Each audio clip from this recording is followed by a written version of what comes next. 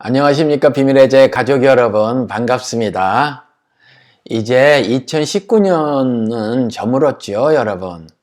저는 이제 아침인데 2020년이 밝았습니다. 여러분들은 이제 저녁이겠군요. 여러분 지난 한 해는 어떻게 보내셨습니까? 저는 15일씩 두 번 여러분들을 한국에 가서 만나 뵈었죠.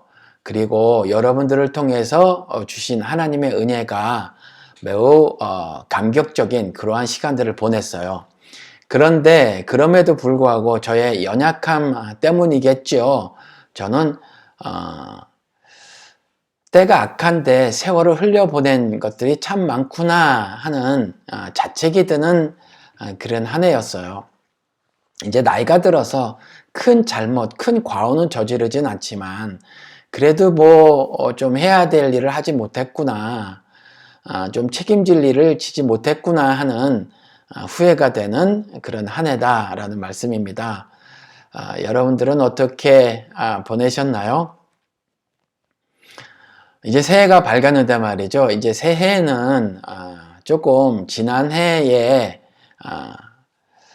저질렀던 그런 잘못들을 올해는 되풀이해서 저지르지 않았으면 하고 다짐을 해봅니다. 이제 아이들이 커서 말이죠. 이제 아이들이 엄마 아빠를 인도하기도 합니다. 저 같은 경우는. 그래서 우리 큰딸애가 아빠 올 한 해는 이게 제가 아이들에게 한 건데 아이가 이제 저에게 하는군요. 올 한 해는 이렇게 저렇게 해서 아빠가 그 하고 싶은 일을 내가 좀 도와줄 수 있을 것 같은데 1년 내내 돕지는 못하더라도 내가 이런 방식으로 그리고 저런 형태로 도울 수 있을 것 같은데 아빠 그 일을 같이 해보면 어때? 이렇게 저한테 제안을 하는 겁니다. 그리고 또 엄마한테는 건강을 좀 살펴야 되니까 아이들 눈에는 엄마나 아빠나 좀 건강이 그런 모양이에요. 그래서 지금 짐에 한국에선 그 피트니스 센터라고 하는데 그게 새해 들어서 세일하니까 buy one get one free다. 한 사람이 끊으면 한 사람은 공짜다. 이게 한국에서는 이제 1+1이라고 하는데 그렇게 그 미국에서는 쓰지 않고요. buy one 하나 사면 get one free. 하나는 공짜다. 이렇게 하거든요. 근데 그렇다는 거예요. 게다가 비싸지도 않잖아요. 20불인가 25불밖에 안 하니까 한 달에. 그렇게 하자. 그래서 엄마 우리 같이 그렇게 좀 짐에도 가서 수영도 하고 그리고 자쿠지도 좀 하고 그 다음에 그 뭐예요? 사우나도 좀 하고 운동기구 그에서 좀 걷기도 하고 그러자고 이렇게 하는 겁니다. 이제 그 아이들이 커서 아이들 뜻을 조차 살아야 되는 이제 그렇게 돼버렸어요. 근데 그렇게 된 것이 또 한편으로는 고맙기도 하고 말이죠. 여러분 올 한 해 여러분들은 어떤 다짐을 하십니까? 어떻게 사시길 소망합니까? 사람은 무엇으로 사나? 라는 질문에 말이죠.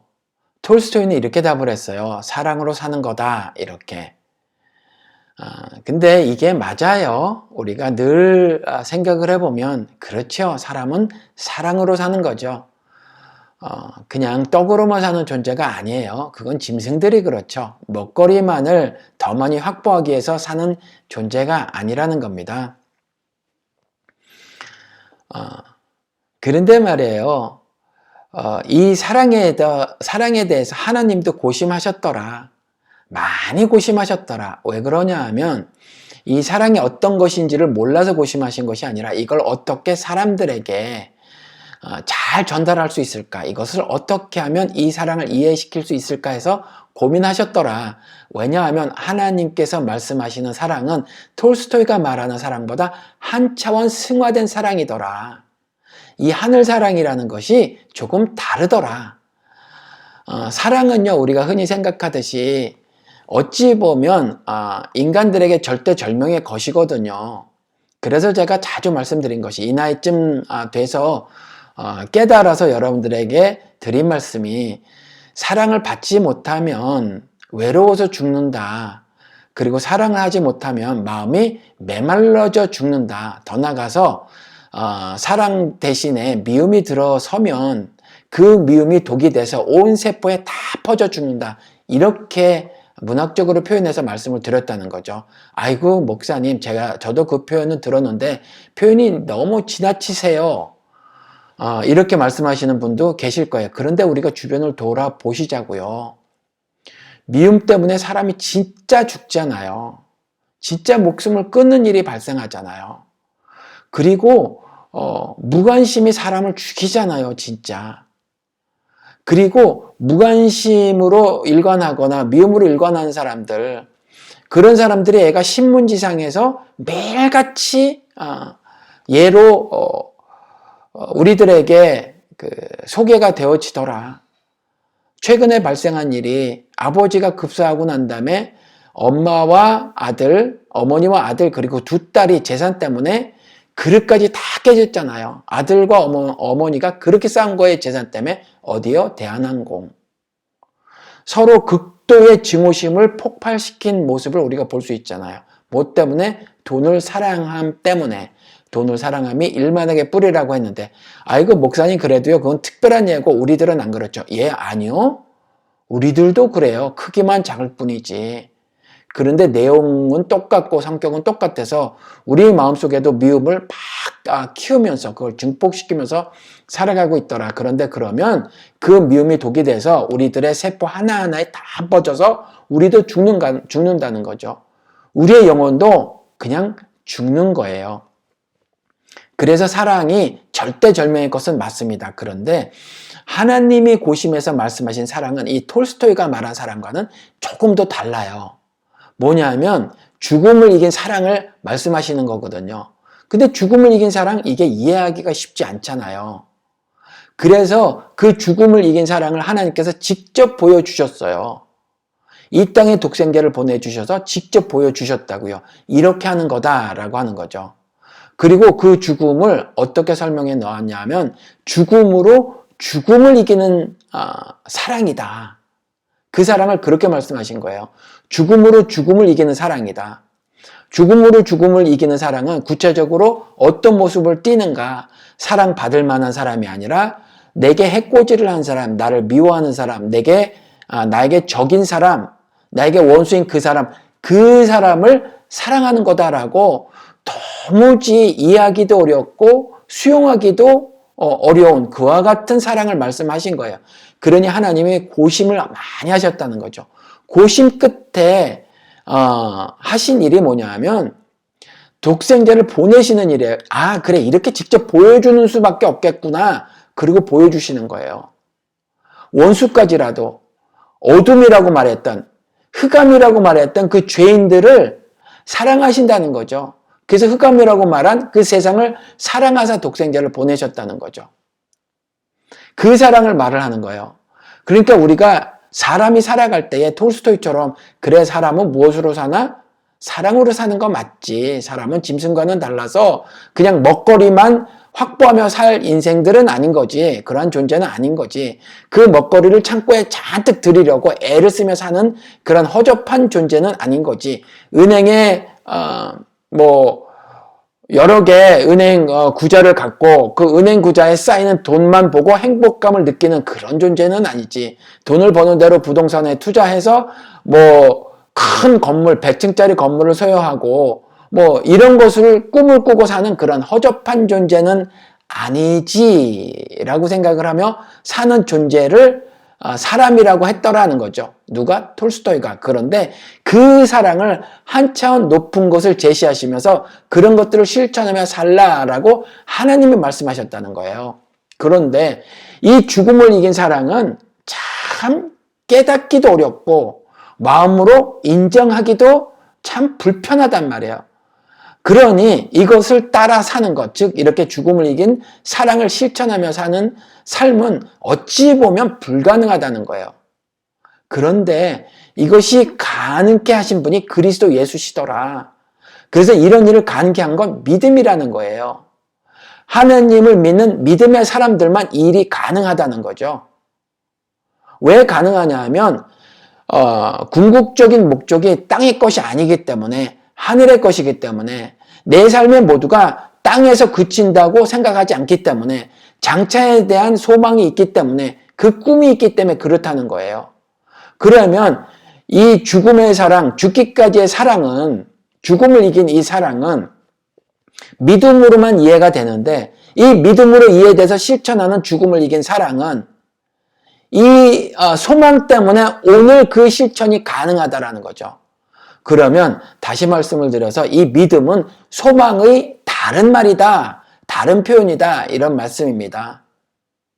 믿음으로 깨달아진 이 죽음을 이긴 사랑, 죽기까지의 사랑, 그래서 쟁취한 죽음을 밟아 이긴 사랑, 다시 말씀드려서 살아가다가 구체적인 형태로 드러나는 사랑받을 만한 사람을 사랑하는 것이 아니라 사랑을 받지 못할 만한 사람까지 사랑하는 그 죽음을 이긴 사랑, 내게 해코지를 하고 나를 미워하고 나를 박해하고 그런 짓을 저지른 사람까지, 심지어 내 삶을 파괴하는 그 사람까지, 그리스도께서 자신을 죽인 유대인을 얻고자 죽기까지의 사랑을 보이신 것처럼 내 삶의 일정 부분, 아니 상당히 파괴한 그 사람까지 사랑하는 것, 그것이 죽음을 이긴 사랑이라고 말씀하시고, 이거는 오직 믿음으로만 깨달아질 수 있다. 그리고 그 믿음은 장차에 대한 소망 때문에 그 믿음으로 죽음을 이긴 사랑이라는 것을 오늘 실천해 나갈 수 있다. 이렇게 성경을 통해서 하나님 말씀하고 계시다는 거예요. 올 한 해 사람이 그렇죠. 무관심 하고 싶은 사람들이 있잖아요. 무관심 해버리고 싶은 사람들, 그리고 미운 사람들, 저라고 없겠어요? 그런데 그러한 사람들을 껴안고 살아가는 한 해가 되기를 제가 저에게 다짐을 해보았습니다. 그래, 좀 앉자. 머리가 안 따라주고 마음이 안 따라주면 몸이 억지로라도 일단 해보자. 그것이 하나님의 말씀이시니 몸으로 실천하면 깨달아지는 하늘 섭리가 있다라고 말씀을 하셨으니 그냥 해보는 거다. 그냥 잘못을 저질렀을 때 기도가 안 되지만 일단 기도하면 놀라운 역사가 일어나듯이, 내 마음에 평화가 임하는 그 놀라운 역사가 일어나듯이 사랑을 하지 못할 사람을 만지자. 그 사람을 쓰다듬자, 그 사람을 안자라는 다짐을 제가 저에게 한 거란 말이죠. 제가 그 믿음은 소망이라 이 소망의 다른 말이다 이렇게 말씀을 드렸으니 오늘 한번 과연 그럴까? 하나님이 그렇게 말씀을 했을까? 한번 성경을 찾아보도록 해요. 성경에 내내 그렇게 써 있다라고 저는 믿고 있는데 이게 저의 개인적인 의역일 수도 있어요. 그런데 아무튼 한번 찾아보도록 하겠습니다. 계시록 19장 한번 가서 볼게요. 1절, 그 후에 나는 하늘에서 많은 군중이 크게 외치는 소리를 들었습니다. 할렐루야, 구원과 영광과 능력은 우리 하나님의 것이다. 이렇게 말을 해놓고 있어요. 그 후에, after this, 이 일 후에, 이거 메타타우타, 계시록엔 이렇게 많이 쓰여져 있는데 장차에 벌어질 역사를 기록하고 있는 책이어서 어떤 역사의 국면 전환이 있을 때마다 이 단어를 썼거든요. 그러니까 문단 나누기를 요한계시록은 쉽게 할 수 있도록 써놓았어요. 그 후에 혹은 이 일 후에 내가 보니 이거죠. 근데 이 일 후에 나는 들었습니다. I heard. 들은 거죠. 그런데 많은 군중이 하늘에서 크게 외치는 소리를 들었대요. 그러면서 할렐루야, 구원과 영광과 능력은 우리 하나님의 것이다. 할렐루야, 주님을 찬양합니다. 그 말이죠. 구원 누구의 것이라고요? 하나님의 것이라는 거죠. 사람이 제시한 모든 구원의 길은 거짓말이에요. 그렇죠? 그래서 인간들이 만들어낸 어떤 교훈들은 우리의 일상 삶에 도움을 주는 것은 있을 수 있지만 그것이 궁극적인 구원의 길을 제시하고 있는 것은 아니다라는 말씀입니다. 그래서 이어서 구원과 영광과 능력은 우리 하나님의 것이다. 그렇죠. 그 구원은 인간을 구원하는 것은 하나님의 일이다. 하나님의 소관이다. 이거죠. 그리고 영광, 즉 빛, 세상과 구별된 그 어둠이라고 하는 세상과 구별된 하늘빛, 그것이 영광이잖아요. 그것도 여전히 하나님의 것이라는 거죠. 그러니 우리가 감히 영광을 만들어서 그분께 돌리고 뭐 이럴 수 없다는 거죠. 그분의 영광이 내 삶을 통해서 나타날 수 있도록 나는 그분의 말씀에 순종하는 것에 불과하다는 거예요. 그리고 능력은 우리 하나님의 것이다. 무슨 능력이요? 병 고치는 능력, 이거 말씀하는 게 아니에요. 구원의 능력은 우리 하나님의 것이다. 할렐루야, 주를 찬양합니다, 이 말이에요. 구원과 능력, 영광과 능력 우리 하나님 것이다. 이렇게 고백을 하죠. 이렇게 고백을 하고 2절에 바로 그분의 심판은 참되고 공정하시다. 구원을 말씀하시면서 심판을 말씀하셨다는 거죠. 그래서 제가 구원과 심판은 동전의 양면 같은 거다. 왜 그렇게 설명을 드렸어요? 왜냐하면 구원은 뭐냐면 우리 안에 죄, 그리고 죄 때문에 받게 될 형벌, 그걸 도말시키시는 것이 구원이니까 그 죄와 죄 때문에 받게 될 형벌에 심판을 가하는 것이 구원이니까 이게 동시에 벌어지는 사건이란 말이에요. 그러니까 심판은 구원의 다른 말이에요. 구원은 심판의 다른 말이죠. 그러니까 우리는 날마다 심판을 받아야 해요. 날마다 심판을 받아야 날마다 구원받은 자의 삶을 살아갈 수 있다는 거죠. 그래야 우리도 입을 열어 할렐루야, 구원과 영광과 능력은 우리의 좋으신 하나님의 것이다 라는 고백을 하며 살아갈 수 있다는 거죠. 올 한 해 여러분들 이렇게 고백을 하며 사시는 한 해가 되시길 바랍니다.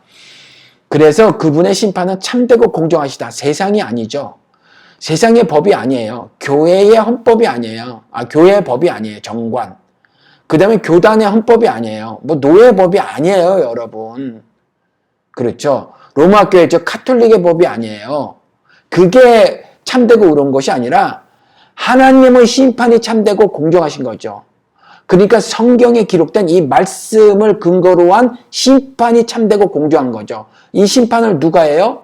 여러분과 저, 하나님을 신앙하는 사람이 하는 거란 말이에요. 그래서 하늘 열쇠를 주셨죠. 이 땅에서 신자가 묶으면 하늘에서 묶이는 거고 이 땅에서 신자가 풀면 하늘에서 풀리는 거예요. 하늘 열쇠를 받은 사람이 신자예요. 그런데 형벌을 가하는 것만 우리가 하는 게 아니죠.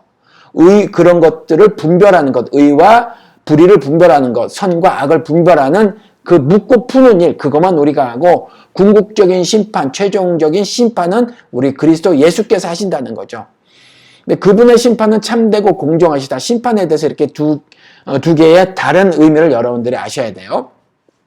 근데 그분의 심판은 참되고 공정하시다. 이와 같이 구원과 영광과 능력이 우리 하나님의 것인데 그것을 드러내시는 심판, 이것은 참되다는 거죠. 이것은 공정하시다는 거죠. For true and just. 이거는 정의롭다는 거예요. 이건 진리라는 거죠. 그분의 심판이. 그렇죠. 그렇게 말씀하고 계세요. 구원과 심판을 이렇게 말씀하고 계시다는 거예요. 그래서 바로 2절에 하나님은 음란으로 온 세상을 더럽힌 큰 창녀를 심판하셔서 자기의 종들을 죽인 원수를 갚아주셨다. 그렇죠. 하나님은 음란으로 온 세상을 더럽힌, 그러니까 온 세상을 음란하다 하신 거예요. 음행을 저지른 곳이다, 그리고 사람들이다 라고 말씀을 하신 거죠. 아주 음란한 거죠. 더러운 거예요. 그런데 그 온 세상을 더럽힌 큰 창녀가 있다는 거예요. 이 큰 창녀가 바벨론이라고 표현되기도 하고 옛뱀이라고도 표현되기도 하죠. 누구예요? 적그리스도, 사탄이죠. 이 사탄은 심판하시잖아요. 그렇죠. 근데 과거형으로 심판하셨고, 그래서 하나님께서 자기의 종들을 죽인 그 원수를 갚아주셨다는 거예요. 그렇죠. 그런데 작은 창녀들은 누구죠? 아비마귀인 사탄의 욕심 따라 사는 새끼 마귀들. 그러니까 하나님의 말씀대로 따라 살지 않고 그분의 말씀에 순종하며 살아가지 않는 사람들, 그 사람들도 역시 새끼 마귀 혹은 창녀로 표현이 되고 있단 말이에요. 성경의 창기가 그 의미예요. 그래서 돈을 사랑함이 일반하게 뿌리라는 걸 경고하기 위해서 세리를 텍스 컬렉터, 세금을 걷어들이는 자를 메타포로 제시해 놓고 우리들에게 교훈의 말씀을 하시는 거고, 창기를 등장시켜서 여러분과 제가 하나님만을 절대적으로 신뢰하고 살아가지 않고 세상의 가르침들을 따라 살아가는 것, 그리고 유대인들이 믿는 믿음이라고 하는 기적조차 사는 것, 어떤 신의 의사나조차 살아가는 것, 내 삶에 대박나는 인생을 꿈꾸고 사는 것, 그건 믿음이라고 말씀하지 않잖아요. 그러니까 그런 것들조차 하는 각 개인들도 창녀라고 하신 거란 말이에요. 또 다른 표현으로 새끼마귀라고 말씀하고 계시죠, 성경에서. 그렇죠. 그러니 큰 창녀를 심판하셨으면, 큰 창녀를 이미 심판하셨더라면, 그러면 그러한 그 새끼마귀라고 하는 그 큰 창녀인 적그리스도를 쫓아 사는 그 인생들도 심판하셨다는 거죠. 이게 계시록에 증거된 거예요. 5, 6절 가서 볼게요. 그때 보좌에서 하나님의 종들아 그분을 두려워하는 모든 사람들의 우리 하나님을 찬양하여라 하는 소리가 들려왔습니다. 또 나는 많은 군중이 떠드는 소리와 큰 폭포 소리 그리고 천둥 소리와 같은 음성으로 이렇게 외친 소리를 들었습니다. 할렐루야, 전능하신 우리 주 하나님이 다스리신다. 이 말씀을 명심하고 사시는 한 해가 되시길 바랍니다. 우리 하나님을 찬양하여라. 서로 격려하고 응원하는 거죠. 우리 하나님을 찬양하여라. 모든 사람들아. 그분을 두려워하는 모든 사람들아. 이 두렵고 떨림으로 그분을 바라보는 것이 신앙의 시작이며 과정이고 마침이 된단 말이에요. 왜요? 지금 1절, 2절 이렇게 쭉 읽어왔지만 심판이 구원이므로, 그리고 그분의 심판은 의롭고 공정함으로, 그리고 반드시 심판함으로, 그 악에 대해서. 그러니 그분을 두려워하는 것이 신앙의 시작이고 과정이고 마침이더라는 거예요. 그래서 두려워함으로 하나님을 찬양하는 거죠. 그래서 하나님의 종들아 그분을 두려워하는 모든 사람들아 우리 하나님을 찬양하여라. 이렇게 말씀하고 있다는 거예요. 그리고 6절에 폭포 소리도 아니고 천둥 소리도 아니에요. 많은 군중이 떠드는 소리도 아니에요. 그런 소리 같은. 그래서 나는 무슨 소리를 들었는데 Then I heard. 무슨 소리를 들었어요? 무슨 소리냐 하면 많은 군중이 떠드는 소리, 큰 폭포 소리, 그리고 천둥 소리와 같은 음성으로 외친 소리를 들었습니다. 어마어마한 큰 소리를 들었다는 거죠. 할렐루야, 전능하신 우리 주 하나님이 다스린다. 많은 사람들이, great multitude, 굉장히 많은 사람들이 이렇게 찬양하는 소리가 하늘에서 울려 퍼지는 걸 나는 들었다는 거죠.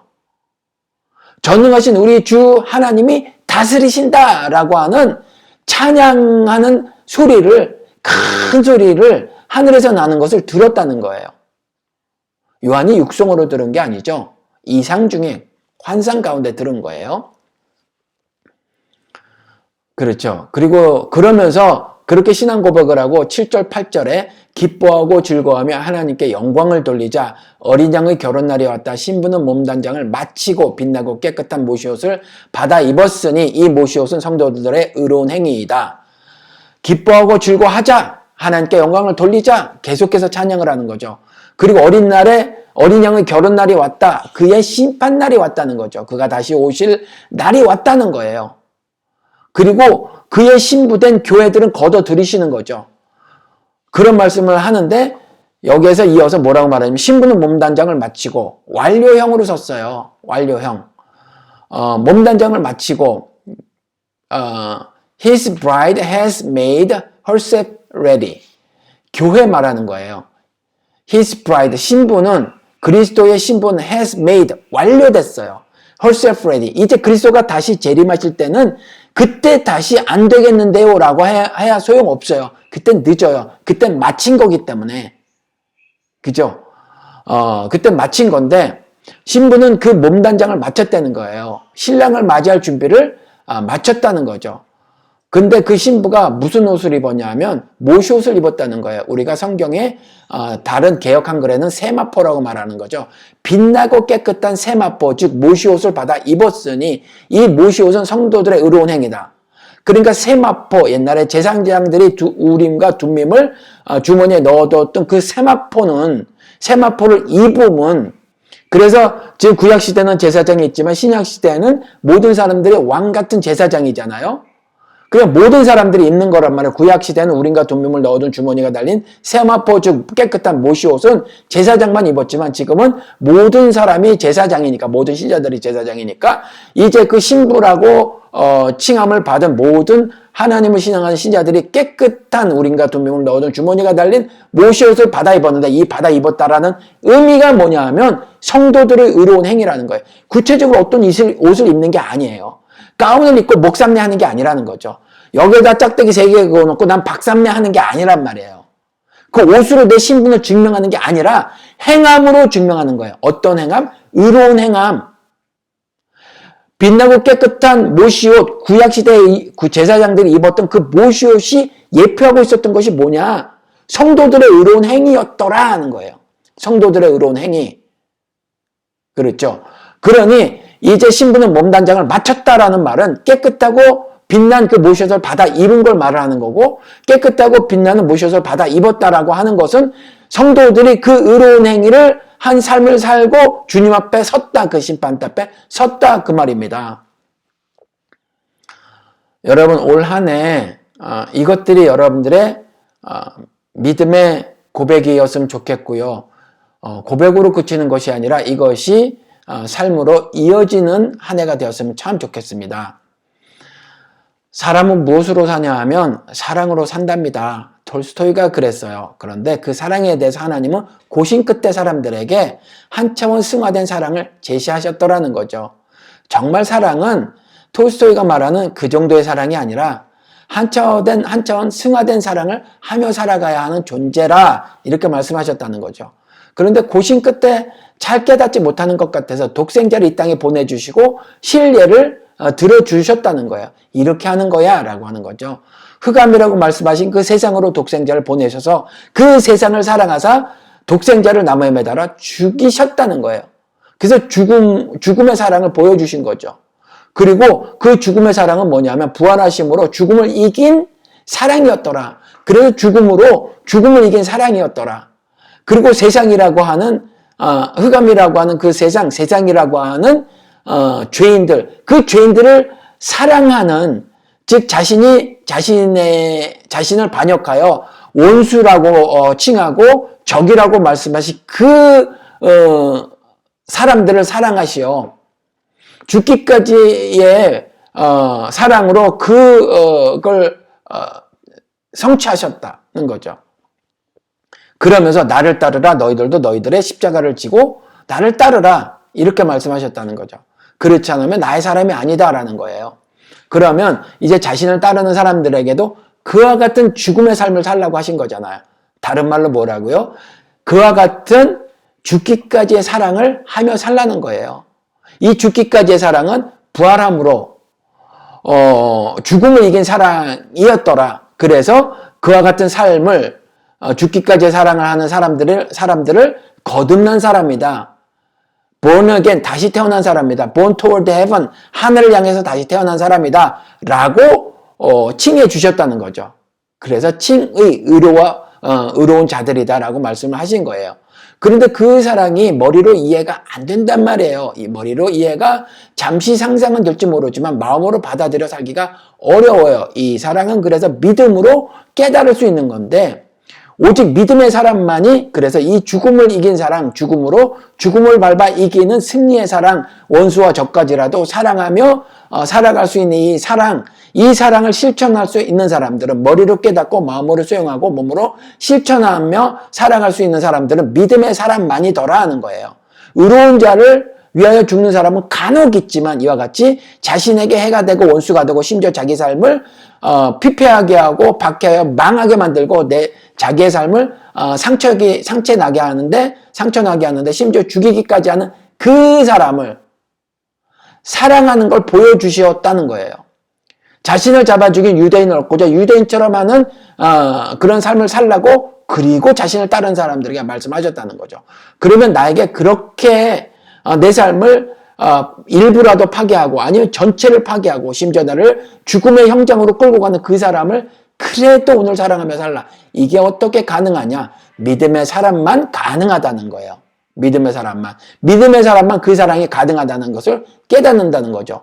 근데 그 믿음의 사랑은 오늘 어떻게 실천할 수 있나? 오늘 요한계시록 19장에 나온 것처럼 장차에 대한 소망이 있어서 그 믿음을 오늘 산다는 거예요. 만약에 삶이 궁극적으로 이 땅에서 멈추는 거라면, 이 땅으로 맞춰지는 거라면 그러면 그런 삶을 살기가 어렵다는 거예요. 내 삶의 모두가 최종적으로 이 땅에서 마치는 것이 된다면 그러한 삶을 살아갈 수가 없다는 거죠.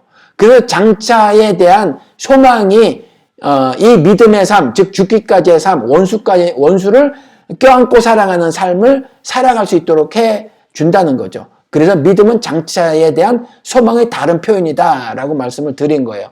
올 한 해 여러분들 믿음과 소망과 사랑으로 사는 한 해가 되길 바랍니다. 그래서 그리스도가 죽음을 밟아 이기신 것처럼 여러분들도 그 이김의 승리에 하나가 돼서 그래서 거듭난 자, 부활된 자의 그 삶을 사시는 한 해가 되시기를 주님의 이름으로 축원을 드립니다. 새해가 밝아서 저도 후회스러운 일이 너무 많고 여러분들도 아마 저보다는 나으시겠지만 사람이어서 연약해서 이런 지점은 잘못되었구나, 저런 점들은 좀 고쳐 한 해를 2020년을 살아야 되겠구나 하시는 점들이 있으시지 싶어서 저는 이제 2020년 첫날인데 여러분들과 하늘의 은혜를 나눴습니다. 여러분 올 한 해 주님 안에서 승리자의 삶을 다 사시는, 그래서 죽기까지의 사랑을 실천하며 살아가시는 여러분 되시기를 주님의 이름으로 축원을 드립니다. 감사합니다. 새해 복 많이 받으십시오. 새해 복 많이 쟁취하십시오. 감사합니다.